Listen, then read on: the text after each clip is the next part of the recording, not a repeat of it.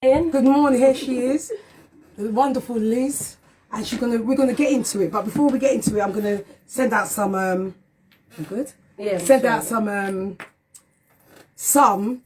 What am I sending out again? Things. Right. I want to send out lots of love to my goddaughter, Tasia, my lovely son who's starting his new work today. I wish you the best of luck, son. To Dino. To Deborah, thank you and your husband yesterday for filling me up. I'll tell you something. I had a roll this morning, but I'm still full up from yesterday's dinner, dessert, white hot chocolate. Oh my God, you've done the works. I'm so grateful. And you made my bank holiday. Shout out to my cousin Jackie. Thank you for us raving in the festival in the rain like we're two 20-year-olds, but we made it, we tried it, we danced, we ate and everything else. So I just want to give thanks. Good morning, everybody. Good morning. Yeah, so that's my shout out, and I will remember anyone else. Oh yes, and to Karma, I want to shout him out as well. He's a musician. Shout you out, Karma, as well. Shout out my little friend Winston in Jamaica. Just want to say hello. Oh, I don't want to say that, sorry. And I want to reintroduce my guest. This is Louise. I called her Liz, I'm so sorry. It's Louise. She's definitely got the bank holiday. The bank holiday thing, isn't it? Louise, how are you, my darling? How are you? Thank you. Are you really, truly good? How's your mental health and your well-being? Fantastic. You look fabulous. Yes, she looks fabulous. Let me tell you, she got, is it 4? 4. She has 4 children. If you see the figure here, honestly, Aunty's mighty jealous, but in a nice way, you know what I mean? Oh, thank you for joining me. It's been a year and a bit that I met Louise. Yeah. And she promised and she came through, so. I like to keep to my promise. Yes, it took a bit of time, but yeah. But you came. It's the main thing, you know? I'm happy that you came. Sorry, love the beat. I'm trying to get this thing up. Oh, my goodness me. But this is real life. It's life. And so you have to bear with me. Bear with me, people. Okay. I'll be up and running. Good morning. Hey, hiya, Chris. Hello. Hello. Right. Sweetheart. Oh, it's like this, isn't it? You know when you lose what you're meant to? That's it. There you go. Okay. We're up and running in 1. We're here. Good. Let's see you. There she is. Good there morning. she is. Yeah, there she is. So, darling, how have you been? What's life about? What is it? Tell us about Louise. About Louise. Yeah, what is Louise about? I'm about, I guess, inspiring and empowering others, I guess, to overcome anything they're going through. And I guess, you know, just generally what feeds my soul is helping others. Yeah. You know, some people, I guess, with Tara, you know, growing up, I guess, or throughout my life even till now, is I probably, a lot of the time I put a lot of focus on helping others, and people say, well, why do you do that? Because it's kind of almost a bit of a selfish thing. Okay. Because that feeds my soul. Yeah, so it's helping you as well as. Yeah. But what necessarily feeds my soul is not what's going to feed someone else's, and that's what we've got to accept. I guess. But yeah, I'm just literally a fun, loving, I guess, life and soul of the party. Yeah. And it's a bit crazy. I can be like Marmite.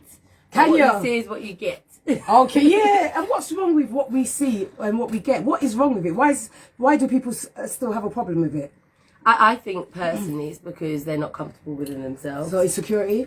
Possibly, yeah. Or it could be past traumas.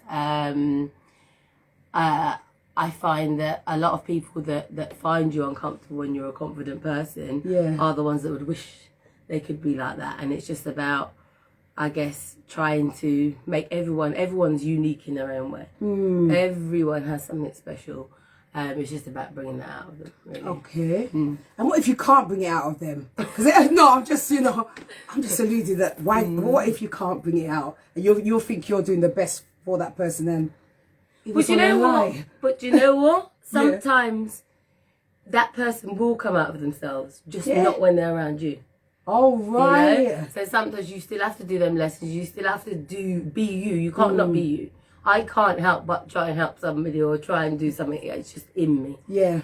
But sometimes we can't bring that out of that person. But the lessons we've had, I guess, within that relationship or friendship or whatever it will be, they will learn, and so will you learn certain things. You know, just maybe not to be exposed in that situation. In that situation, okay. Yeah. Hello again, everybody. Thank you for joining us. Thank you for joining us. So, Louise, I'm going to ask you a question. Have you gone through any experiences that has made you be who you are now, or an extension of you? 100%. You have, yeah. Anything that you'd like to share? Which is, I'm a very open person, so I will. I went through a situation when I was, I say, 19 years old, and I guess leading up to that situation, I came from a very, very good family. I had a very good upbringing. All of us were into sports, so I was an ice skater. I skated at Wembley with Torvald and Dean. All my family still do it. Oh my gosh. I guess the pivotal point where I feel it kind of went a bit wrong was when I stopped skating. Okay. And I was literally, there's another life. There's boys, there's going out, and I think kind of where I didn't still have that discipline of the sports, I fell into situations that I probably wouldn't have, if that makes sense. So, not bad, but I mean, I just got involved, the wrong people because of my kind heart. Yes. That's my biggest problem, I guess. But at 19 years old, I was in a relationship, and I ended up where, I mean, I guess I knew from the beginning. Looking back, there was flags, but I was young. I didn't have a clue. But I was at 19 years old. I ended up with 37 stitches in my face and 9 in my ear, where I should have died. I hit like an artery, it was spurting out. I had to have like. So this is from the ex-partner. Yes, yeah. And I guess at the time I couldn't really understand what was going on, and because I wasn't used to that, growing up. So I think initially when I first saw it, before that happened, I guess I could kind of see it leading up to something, but I didn't quite understand. Okay. And I kind of didn't tell my parents because I was almost trying to protect them. Yeah. If that makes sense. Yeah, it does. And then obviously that happened. And I mean, I remember on the day it happened, so I literally went out to this party and... Can I ask you, was he the same age as you? He was double my age. He was double your age? He was double my age at the time, so obviously he had a lot more, experience and he knew what he was, he knew what he was doing. Obviously at the time it was... But there was just little things I think back, and people did try and warn me in a way. Yeah. But I just thought it was... as innocently as I am, I went and told him, and that caused a whole other thing. So I was like, okay, so if I tell him something, then he's going to react to these people. So I just kind of kept quiet, I guess, and I felt that I was strong enough, I guess, to protect myself. And then obviously it came a bit too much. But the night in question it happened, we were going to a party, and he was already kind